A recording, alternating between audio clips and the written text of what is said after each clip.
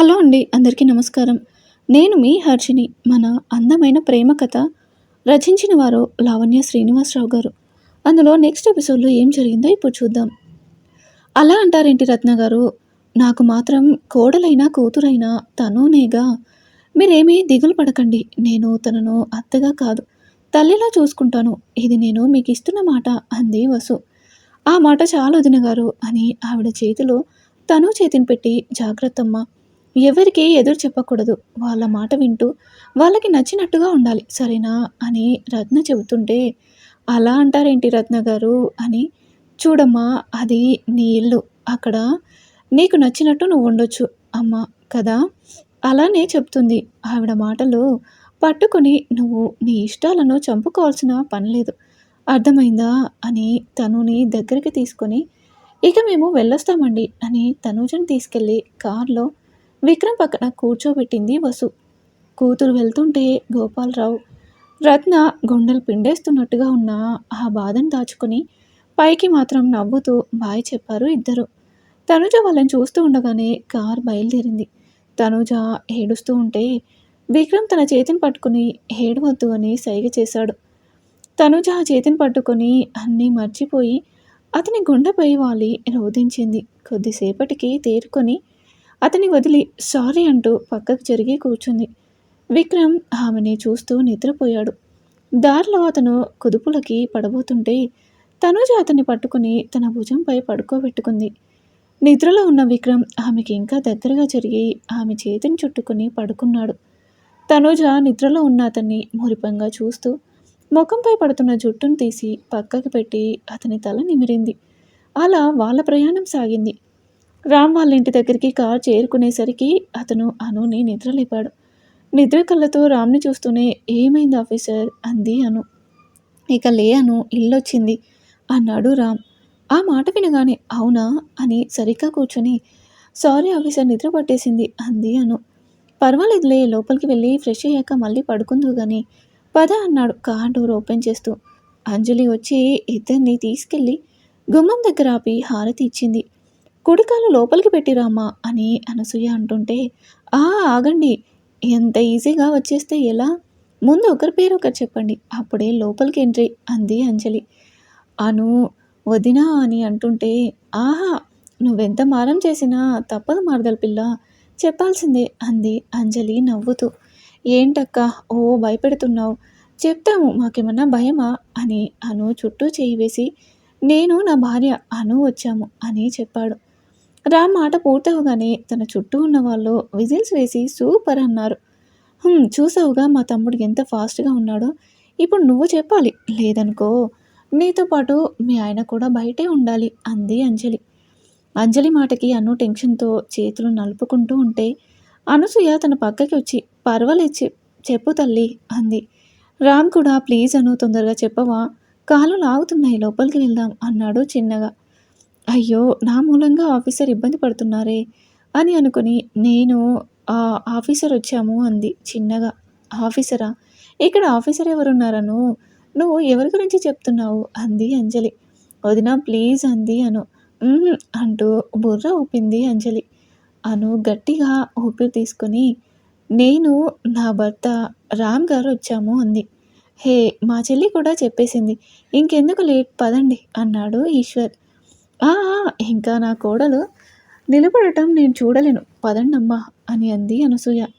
దాంతో రామ్, అను ఇద్దరూ చేతులు పట్టుకుని ఒకేసారి ఇంట్లో కుడికాలు పెట్టి వెళ్ళారు. అను లోపలికొస్తూనే ఇల్లంతా చూసింది. అంతకుముందు వచ్చినప్పుడు వాళ్ళ మధ్య జరిగిన గొడవ గుర్తు తెచ్చుకుని నవ్వుకుంటూ ఉండగా అంజలి, ఈశ్వర్లు వాళ్ళపై పువ్వులు విసురుతూ వెల్కమ్ అని అరిచారు. తర్వాత అనసూయ దేవుని గదికి తీసుకెళ్ళి అను చేత దేవుని పటం దగ్గర దీపం వెలిగించమంది. ఆ తర్వాత రామ్ అనుని తన రూమ్కి తీసుకువెళ్దామని వస్తుంటే అంజలి తనకు అడ్డొచ్చి, ఎక్కడికి తమ్ముడు అంది. అది అనుకి నా రూమ్లో ఎక్కడెక్కడ ఏమున్నాయో తెలియదు కదా, అందుకే తోడుగా వెళ్ళి చూపిద్దామని అన్నాడు రామ్. ఆ, నీకంతా శ్రమ వద్దులే తమ్ముడు, ఎందుకంటే అను ఇప్పుడు నీతో పాటు నీ రూమ్లో కాదు, నాతో పాటు నా రూమ్లో ఉంటుంది అంది. ఆ, అదేంటి, మాకు పెళ్ళైపోయింది కదా, ఇంకా ఎందుకు ఈ రూల్స్ అన్నాడు రామ్ కొంచెం గట్టిగా. ఆ మాటకి చుట్టూ ఉన్న ఆడవాళ్ళు మూసి మూసి నవ్వులు నవ్వుతూ ఉంటే అనసూయ తల కొట్టుకొని అల్లుడు వంక చూసింది. "మీరుండండి అత్తయ్య, నేను చెప్తాను" అని రామ్ భుజం పైన చెయ్యి వేసి, "అసలు విషయం ఏంటంటే రామ్" అని గదిలోకి తీసుకెళ్ళి మాట్లాడాడు ఈశ్వర్. ఈశ్వర్ చెప్పింది విన్న రామ్ వాట్ అంటూ అరుస్తుంటే, అతను నోరు మూసి, "ఏంటి బామ్మర్ది నువ్వు? మన మగాళ్ళ పరువు తీసేలా ఉన్నావుగా" అన్నాడు ఈశ్వర్. రామ్ తన నోట్‌పై చేయి తీసి, "అది కాదు బావ, ఇంకా 3 రోజులంటే కొంచెం కష్టంగా ఉంది" అన్నాడు దీనంగా. "అచ్చా! ఇన్ని రోజులు ఉండగలిగింది. ఇంకా 3 రోజులంటే ఎందుకో అంత కష్టం" అన్నాడు ఈశ్వర్. "ఇంతకు ముందంటే మా మధ్య ఉన్నది కేవలం ప్రేమ బంధం మాత్రమే. కానీ ఇప్పుడు పవిత్రమైన పెళ్లి బంధం ఉంది బావ" అన్నాడు రామ్. "చూడు రామ్, ఆ పవిత్రమైన పెళ్ళికి విలువిచ్చి ఇంకో 3 రోజులు వెయిట్ చెయి. ఆ తర్వాత మిమ్మల్ని ఎవ్వరూ దూరం చేయలేరు" అని చెప్పి వెళ్ళిపోయాడు ఈశ్వర్. అతను వెళ్ళాక మెడలో ఉన్న దండలు తీసి, "హుహు, బావకేం తెలుస్తుంది నా బాధ? అనుని చూడకుండా ఇప్పుడొక్క క్షణం కూడా ఉండలేను" అని అనుకుంటూ తన గదిలో నుంచి తొంగి చూశాడు. బయట ఆడవాళ్ళు ఎవరి కబుర్లో వాళ్ళున్నారు. మెల్లిగా అడుగులో అడుగేసుకుంటూ అంజలి గదికి వెళ్ళాడు రామ్. అను ఎక్కడుందా అని చూసేసరికి వాష్‌రూమ్‌లో నుంచి నీళ్ల సౌండ్ వినబడింది. "హో! లోపలున్నావా" అని అనుకుని కర్టెన్ వెనక్కి వెళ్లి దాక్కున్నాడు రామ్.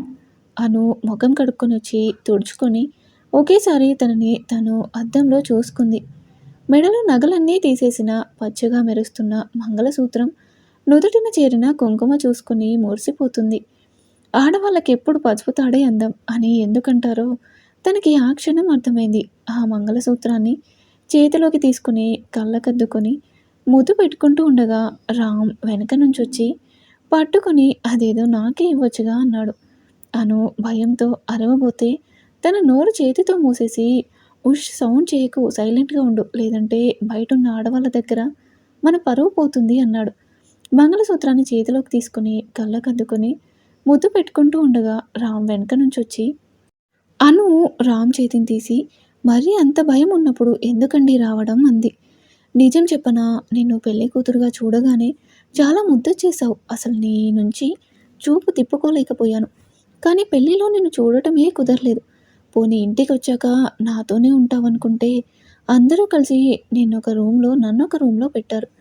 అందుకే నేను చూడాలనిపించి వచ్చాను" అన్నాడు రామ్. "మీకొక విషయం తెలుసా?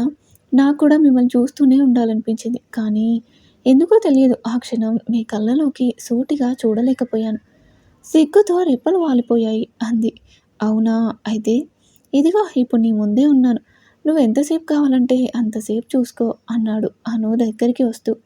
ఇంచు గ్యాప్‌లో ఉన్న రామ్‌ని అను తన 2 చేతులు అడ్డుపెట్టి ఆపుతూ, "ఏవండీ ప్లీజ్, మనం ఇంకో 3 రోజులు దూరంగా ఉండాలంటండి" అంది అను. "దూరంగా ఉంటే ఇప్పుడేమన్నా మనకి ఫస్ట్ నైట్‌నా?" అన్నాడు నవ్వుతూ. "అబ్బా! అది కాదండి. ఇలా కలుసుకోవడం కూడా చెయ్యకూడదంట" అంది అను. "ఓహ్! ఎవరు చెప్పారు నీకలా?" అని అడిగాడు రామ్. "అది ఇందాక వదినొచ్చి అన్నీ వివరంగా చెప్పింది" అంది అను. "అవునా? మా అక్క చెప్పిందా? రాను రాను మా అక్క కూడా నన్ను ఏడిపిస్తుందే" అన్నాడు రామ్. "అలా అంటారేంటండి? వాళ్ళేం చెప్పినా, ఏం చేసినా మనకు మంచి జరగాలనే కదా" అంది అను.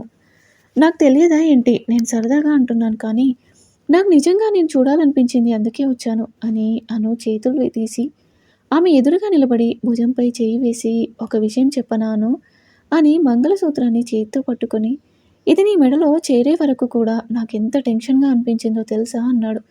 "ఏమైందండి? ఎందుకు మీకలా అనిపించింది?" అంది అను. "ఏమోరా, మొదటి నుంచి మన ప్రేమకు అడ్డంకులే. మనం మన ప్రేమను ఒకరికి ఒకరం చెప్పుకోకుండానే దూరమయ్యాం. ఆ తర్వాత మన ప్రేమలో ఉన్న నిజాయితే మనల్ని కలిపింది. నీకు విక్రమ్‌కి పెళ్లి మాటలు జరిగేటప్పుడు నీకు ధైర్యం చెప్పేవాడిని, కానీ నాలో నేను ఎంత కుమిలిపోయేవాడినో నీకు తెలియదు. ఒక్కోసారి నిన్ను తీసుకొని అందరికి దూరంగా వెళ్ళిపోవాలనిపించేది. కానీ నువ్వు మా నాన్న కోసం అంతగా ఆలోచిస్తుంటే కొడుగ్గా నేను నా స్వార్థం చూసుకుంటున్నానేంటి అని నాపై నాకే కోపం వచ్చేది. నాన్నని ఎలా కాపాడుకోవాలో తెలియదు. నీ పెళ్లి ఎలా ఆపాలో తెలియదు. మన పెళ్ళికి అందరిని ఎలా ఒప్పించాలో తెలియదు. ఇన్ని టెన్షన్స్ మధ్య ఎంత నలిగిపోయేవాడినో. మన పెళ్లి కుదిరి అన్నీ సవ్యంగా జరుగుతున్నా ఎక్కడో చిన్న భయం. మళ్ళీ నన్ను ఎవరైనా దూరం చేస్తారా అని. ఇప్పుడు కూడా నిన్ను వదిలి ఉండను అనడానికి కారణం కూడా అదే అను" నువ్వు మళ్ళీ నాకెక్కడ దూరం అయిపోతావో అని. అంతేకానీ ఇంకేం లేదురా అని రామ్ మాట్లాడుతూ ఉండగానే అను వచ్చి అతన్ని హత్తుకుని, నేను మీ దాన్ని ఆఫీసర్. ఎప్పటికీ మీ అనునే. మనల్నెవ్వరూ విడదీయలేరు. మనం ఎప్పటికీ ఇలానే కలిసుంటాము. ఇదే నిజం అంది. ఇద్దరూ ఒకరికొకరు హత్తుకుని అలానే ఉండిపోయారు. ఇక విక్రమ్ వాళ్ళింటి దగ్గర కారు ఆగగానే తను, విక్రమ్ ఇద్దరూ ఉలిక్కిపడి లేచి ఒకరినొకరు చుట్టుకొని పడుకోవడం చూసి ఒక్కసారిగా చేతులొదిలి ఒకరినొకరు ఇబ్బందిగా చూసుకుంటూ దూరం జరిగి కూర్చున్నారు. వసు డోర్ తీసి రండమ్మా అంటూ తనూజను, విక్రమ్‌ను గుమ్మం దగ్గరికి తీసుకెళ్ళింది. అక్కడ బంధువుల్లో విక్రమ్‌కి చెల్లెలు వరుస అయ్యే అమ్మాయి ఇద్దరికీ హారతిచ్చి పేర్లు చెప్పి రమ్మని అడుగుతుంటే ఇద్దరూ మౌనంగా ఉండిపోయారు. వసు వాళ్ళిద్దరి దగ్గరికి వచ్చి చెప్పండ్రా అది ఆచారం అని చెప్పగానే తడబడుతూనే ఒకరి పేర్లొకరు చెప్పారు. ఆ తర్వాత ఇద్దరూ కుడికాలు పెట్టి గృహప్రవేశం చేశారు. వసు తనుజ చేత దీపం వెలిగించి ఆమెను గెస్ట్ రూమ్‌లోకి తీసుకెళ్ళి తనకు కావాల్సిన అన్ని వస్తువులు ఇచ్చి ఫ్రెష్ అయ్యి రమ్మంది. విక్రమ్ కూడా గదిలోకి వెళ్ళి బట్టలు మార్చుకున్నాడు. తనుజ స్నానం చేసి చీర కట్టుకొని బొట్టు పెట్టుకుంటూ అద్దంలో తనను చూసుకుని నవ్వుకుంటూ కొత్తగా తన మెడలో చేరిన మంగళసూత్రం చూసుకుంటూ ఉండగా వసు ఆ గదిలోకి వచ్చింది. ఆవిడని చూడగానే తనుజ రండత్తయ్య గారు అని కంగారు పడుతూ ఉంటే, అరే ఏంటి తల్లి అంత కంగారు అని ఆమెను కూర్చోబెట్టి చేతిలో ఒక బాక్స్ పెట్టింది. తను దాని వంక ఆవిడ వంక ఉంటే ఓపెన్ చేయమ్మా అంది వసు. సరే అని చెప్పి ఆ బాక్స్ ఓపెన్ చేసేసరికి అందులో వజ్రాల హారం మెరుస్తూ కనిపించింది. తను దానిని చూసి ఆశ్చర్యపోయింది. వసు ఆమె వంక చూసి ఏంటమ్మా అలా చూస్తున్నావు? అది మన వంశపారంపర్యంగా వస్తున్న హారం. మా అత్తయ్య గారికి వాళ్ళ అత్తయ్య గారు ఇచ్చారంట. నాకు ఆవిడిచ్చారు. నేను నీకిస్తున్నాను. నువ్వు నీ తర్వాతి తరం వాళ్ళకి ఇవ్వాలి. సరేనా అంది. తను అలాగే అత్తయ్య గారు కానీ అని అంటుంటే ఏంటమ్మా నాతో ఏదైనా చెప్పాలా? చెప్పు తల్లి అంది వసు. అది అత్తయ్య గారు నాకు ఇప్పుడివేమీ వద్దండి. మీ దగ్గరే ఉంచండి అంది తనూజ. ఏమ్మా నీకు నచ్చలేదా అని అడిగింది వసు. అయ్యో అదేం లేదు అత్తయ్య గారు. హారం చాలా బాగుంది కానీ అప్పుడే నాకు ఇన్ని బాధ్యతలు అంటే అంది తనూజ. అలా అంటావేంటి తను? నాకు కోడలైనా కూతురైనా నువ్వే కదా! అయినా ఇందులో బాధ్యత ఏముంది తల్లి? ఇది నీ హక్కు అని ఆవిడే ఆ హారాన్ని తీసి తను మెడలో వేసింది. తనూజను అద్దం ముందుకు తీసుకెళ్ళి చూడు తల్లి ఎంత ముద్దుగా ఉన్నావో అని అంటూ తనుజ కళ్ళలో కంగారు ఆమెకు కనిపించి ఆవిడ వైపు ఆమెను తిప్పుకొని చూడు తల్లి నన్ను మీ అమ్మ అనుకో. ఏదైనా సరే నాతో చెప్పొచ్చు అంది ఆవిడ. అది అత్తయ్య గారు ఇది చూసి మీ అబ్బాయి గారేమైనా అంటారేమోనని భయంగా ఉందండి. అందుకే అంది తను. ఓసి పిచ్చి పిల్ల అదా నీ భయం? అంతా చూడు తల్లి వాడు ఇంతకు ముందులా లేడమ్మా. పెళ్లిలో నేను గమనించాను కదా! వాడిలో చాలా మార్పొచ్చింది. నువ్వు ఇలాంటి భయాలేమీ పెట్టుకోకు. అయినా వాడు నా గారాబం వలన అలా మొండిగా తయారయ్యాడేమో గానీ మరీ అంత మూర్ఖుడు కాదు అంది వసు. అయ్యో అత్తయ్య గారు నేను అలా అనడం లేదండి. నా ఉద్దేశ్యం అని తనుజ అంటుంటే నాకు అర్థమైంది తల్లి. జరిగిన వాటిని తలుచుకొని భయపడకుండా సంతోషంగా ఉండు. అయినా వాడు నిన్నేమన్నా అంటే నేను మీ మామయ్య ఊరుకుంటామా? వాడి చెవి మెలితిప్పి మరీ దారిలో పెడతాం అంది ఆవిడ.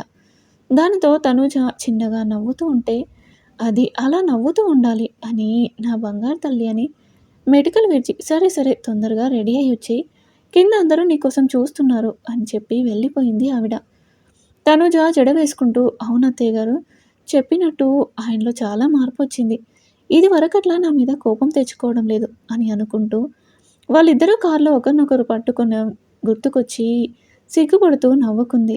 రామ్, అనులు అలానే చాలాసేపు ఉన్నారు. ఇంతలో ఎవరో డోర్ కొడుతున్న శబ్దం వినిపించి ఒకరినొకరు టెన్షన్‌గా చూసుకున్నారు. ఆఫీసర్ ఎవరో డోర్ తడుముతున్నారు. ఇప్పుడెలా అంది అను. నాకు మాత్రం ఏం తెలుసు. ఉండు నన్ను ఆలోచించని అని అన్నాడు రామ్. అప్పుడే బయట నుంచి అంజలి పిలుపు వినపడింది. అమ్మో వచ్చింది వదినండి ఇప్పుడెలా? మనం దొరికితే అని అను టెన్షన్ పడుతుంటే వచ్చింది ఎవరైతే ఏంటి అను అక్క అయినా ఎవరైనా ఒకటేగా అన్నాడు రామ్. అది కాదండి బయట వాళ్ళెవరైనా అయితే డోర్ తీయకుండా సమాధానం చెప్పి పంపేయొచ్చు. కానీ వదినని అలా కాదుగా లోపలికొస్తుంది. అందుకేనండి ఇంత కంగారు అంది అను. అవును కదా అని రామ్ ఆలోచిస్తుంటే అను అతని వైపు చూసి వెనక్కి తిప్పి కళ్ళకు గంతలు కట్టింది.